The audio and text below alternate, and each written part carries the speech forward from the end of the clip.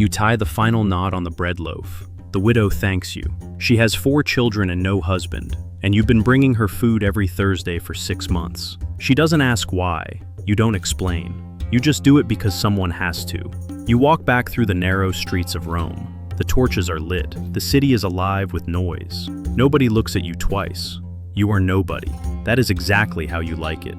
You meet in a basement, 14 of you, a baker, a soldier, 2 slaves, a merchant's daughter. You sit in a circle, you break bread, you pray.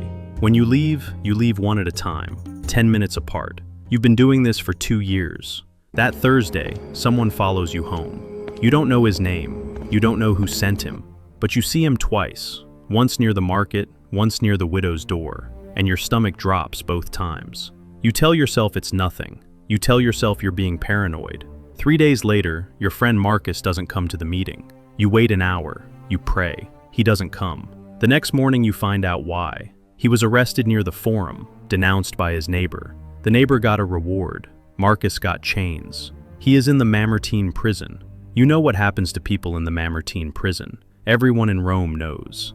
You have a choice now, a real one, maybe the first real one of your life. You could stop, disappear back into the city, find a different job, a different neighborhood, a different life. Nobody knows your name yet. The informant saw your face but not your connection.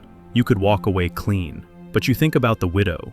You think about the 14 people in that basement. You think about the bread and the prayer and the way the merchant's daughter wept the first night she came, like something in her chest had finally been allowed to breathe. You don't stop.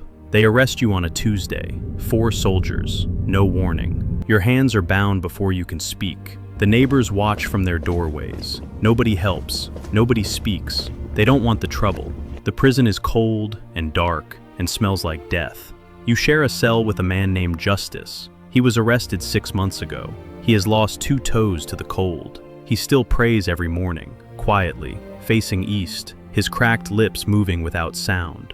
You watch him, and something in you steadies. The interrogation is simple. They want names. They want the meeting place. They want to know who leads your group.